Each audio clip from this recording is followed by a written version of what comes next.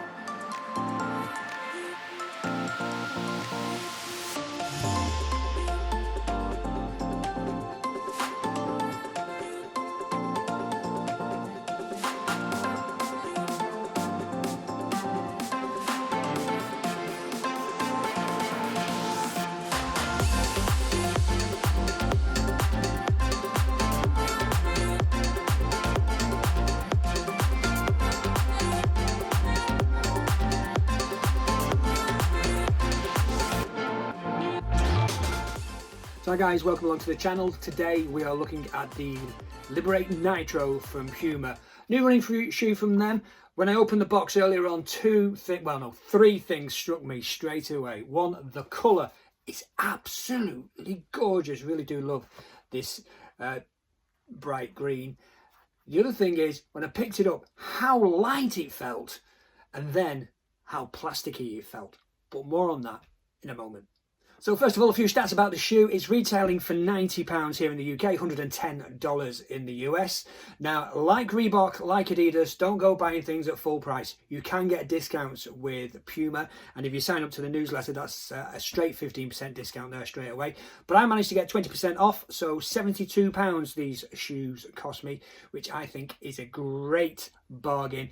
And I was thinking these are going to be compared to the Adidas RC2, but in fact, they're in the same boat as the SL20 from Adidas, the Reebok Energy Float Ride 3, and also the New Balance Rebel 2.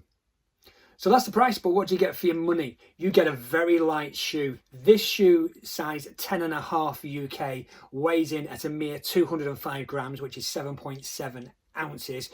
Now, I'm size 10, as you know from my other reviews, but in this case, I couldn't get hold of a size 10, so I had to get a size 10.5. And to be honest, that's probably the best thing I did with this, getting that half size up, because the 10.5 fits perfectly. So it's suggesting to me that if I did buy my normal size 10, it might have been a little bit more tight, a little bit smaller. So it's looking like you may need to size up by half a size on these shoes. For me, the 10.5 definitely feels much better than the 10 would.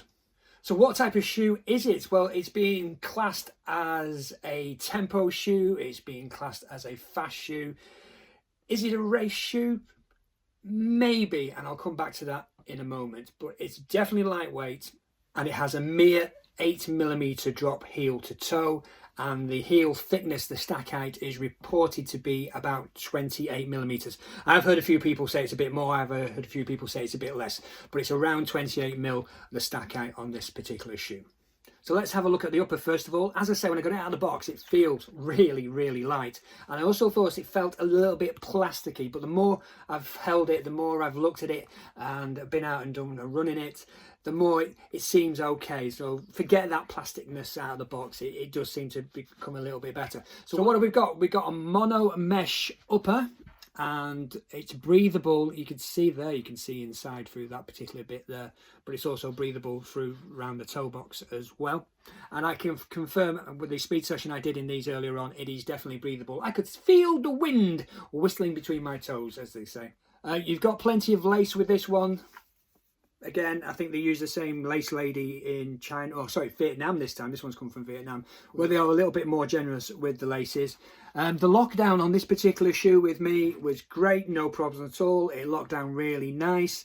My foot fitted in the back.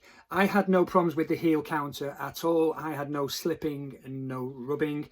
And as I say, being that half size up, the toe box, it was spot on, plenty of room to wiggle the toes, and it didn't feel pinched in any way at all. So yeah, the shoe itself fits really well. Had no problems with it at all. Padding wise, if you could see, this bit here is padded, and also the corresponding bit on the other side is padded, but there doesn't appear to be any padding in the back at all apart from those two, so there's none on the back counter, so that might cause one or two people a little problem, but for me it was fine. It's rubbery, but there's no padding. The padding just appears to be on the side, and there's minimum padding on the tongue as well. That said, the lockdown feel from this particular shoe was no problems at all. No slippage, no heat spots, no hot spots, no blisters from my time in this shoe. No problems at all. So just before we move on to the midsole, I did take this out and I did do my speed session today. So it was just over 6 miles, and it ranged in pace from 5.5 minute miles to easy running 8 minute 10 second miles. So it's had the full workout, the full gambit on the speed session, 1 kilometre intervals, 1 minute intervals. So that's how I've used it. Now the midsole is the Nitro midsole. It is full length, no carbon plates in this at all. It is just a normal trainer, no carbon plates in it at all. The midsole I found really nice. Walking around before I ran in it, it was you could feel the cushioning. It's very nicely cushioned. But then once I got out and running, the cushioning of the landing was fantastic, and then you could feel the ground as you were moving off in the cycles. So it really did feel great to run in. If you compare it to the Reebok Float Ride Energy 3, the Float Ride Energy 3 has got a bit more stiffness to the foam, and it's got more of a push off. But no, the ground contact with this feels great, and as you're pushing off and going through the gears, as they say, you can feel the ground, and you can really feel the midsole explode as you go up through your various paces. The one thing at the heel that gets me is you've got this plastic bit here that seems to be sticking out. I know it's to give that extra support in the heel, and as I was walking you could feel the extra support in the heel, and whilst I was out running, I am a heel striker, so it worked well for me, you know, because I do land on my heels, so the midsole did feel good at supporting me as a heel striker. So yeah, thumbs up to Puma there, definitely helping out the heel striker with that. But the way they've put this plastic piece in, it just looks like it's unfinished and it should be trimmed off a bit. To me, it just looks wrong. It just looks shoddy workmanship right at the end, just to pull it back a bit, you know. So I think they could have made that look aesthetically look a little bit better. But the looks of the shoe generally are quite good. So the upper I'm liking. The midsole is great. What about the outsole?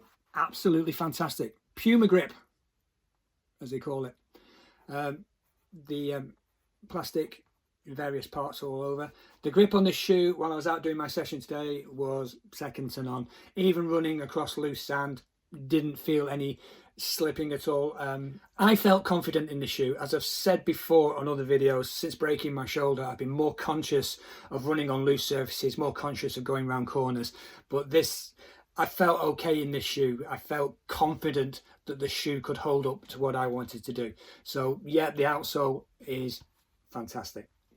So all in all, it's not a bad shoe, and at the price point, and if you can get the discounts, I think it's a good shoe to have in your arsenal. Now, I think this shoe is great if you want to run a 5k. I think this shoe will be great if you want to run a race up to 10k. A daily trainer, for most of it, I would say yes, it probably is a daily trainer. You can do your tempo speeds in it, you can do your interval speeds, and you can do your steady speeds. I wouldn't say it's a long run shoe by any stretch of the imagination. I think you're probably running up to that 6, 7, 8, 9, possibly 10 miles in this particular shoe. It's not a well cushioned long run shoe, and it doesn't purport to be at all. So if you're going for fast intervals, fast training sessions or fast races, yeah, this shoe's going to be spot on. It's lightweight and it's fun to run in at speed. So all in all, I think it's a good shoe. I think you'll like it as well. But these are just my thoughts off my initial run. So thank you very much indeed for watching. If you haven't subscribed already, if you could please do so, just hit the button below, hit subscribe, turn on the bell notification so you find out every time I upload new running videos.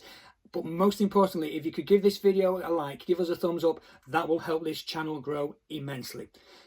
Thanks very much for watching. Till next time, let's get running.